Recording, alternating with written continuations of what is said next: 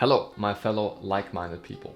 Chances are that you clicked on this video either after ticking more than 8 of the official 14 API criteria from the ADHD test, or because you think you have ADHD for some other reason. Either way, don't fret, because having found out I have ADHD at the age of 18, I have been in the exact same situation as you are right now, and over the years I have learned that having ADHD can actually make you somewhat of a badass once you know your way around the specific brain chemistry. Damn, it feels good to be a gangster. So, in this video, I will try and help you answer some of the important questions that you might now have, like what this now means for you, if you should see a therapist, tell your friends or family, and so on. So, stay tuned.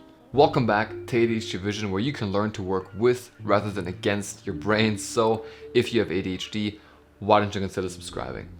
First of all, for everyone who has not done the self-test, I would highly recommend doing it before coming back to this video, as it will help you get an idea for if you have ADHD or not. Now, should you see a therapist? If you scored more than 8 of the 14 listed criteria, the American Psychiatric Association says that there's a pretty good chance that you have ADHD.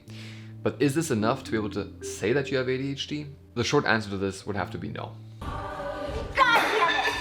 While this self-test can definitely help you get an idea of whether or not you might have it, you should definitely not be 100% sure, especially if you tick less than 10 criteria. This is because lots of ADHD symptoms actually coincide with other disorders, where some of the more popular ones include bipolar disorder or mood disorder. This is why it's very important for you guys to actually see a therapist and get an official diagnosis. These are professionals that evaluate individuals like us pretty much on a daily basis and can not only help you get diagnosed, but also just help with the whole process of adjusting to your newly found brain chemistry. This is usually in the form of you getting the chance to try out medication for the first time and combining that with weekly or monthly therapy sessions where you can talk openly about your experiences.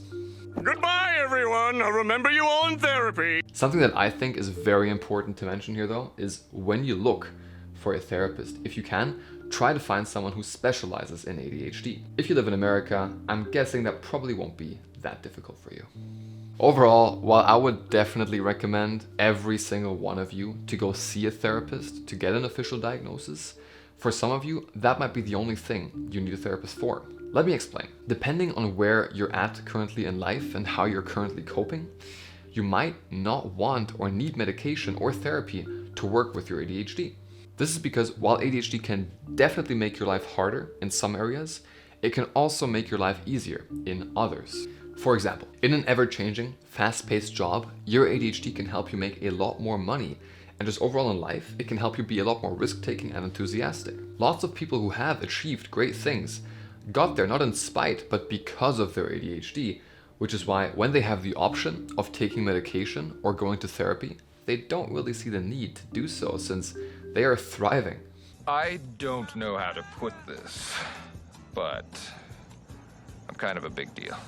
If you want to try going down this route, I would highly recommend educating yourself about ADHD and how you can use it to your advantage. Have a little browse through my channel and see what might tickle your fancy. I've always wanted to say that. For instance, if you're interested in some of the benefits of your ADHD, I made a separate video on this, which you can find on the top right. Overall, if you want to learn more about how to actually work with rather than against your brain, be sure to subscribe to this channel, because that's literally the reason for why I started making these videos 3 years ago. And while you're at it, if we could get to 500 likes, my mind would literally be blown.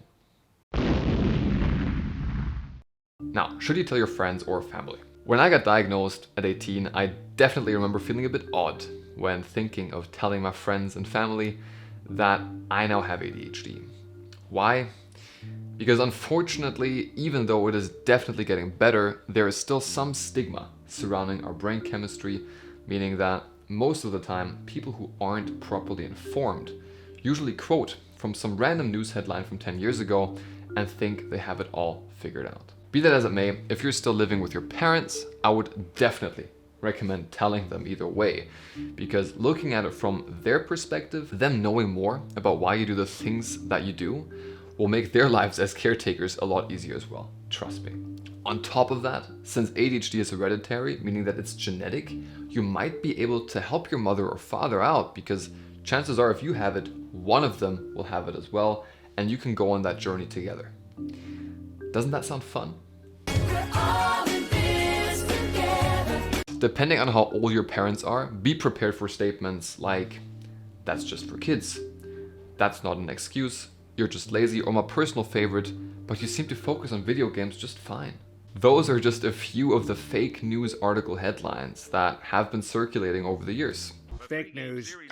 Fake news.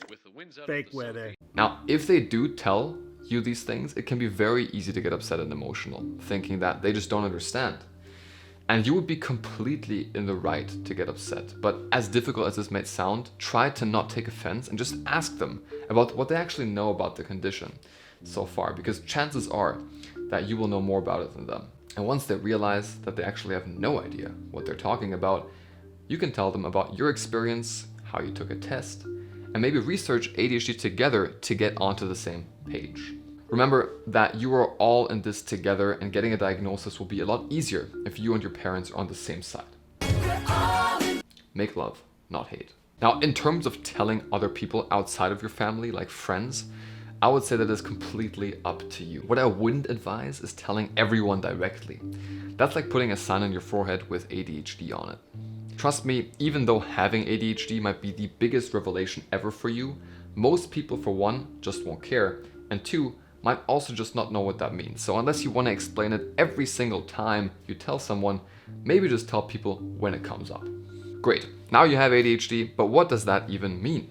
Well, the short version is that having ADHD literally leads to a completely different way of seeing the world. When I got officially diagnosed, it was like my whole past life just explained itself to me. Since all of the things that make us stand out from the crowd or make us different from neurotypical peers are attributable to our ADHD, you finally have an answer as to why you are so unique. There is nothing wrong with you.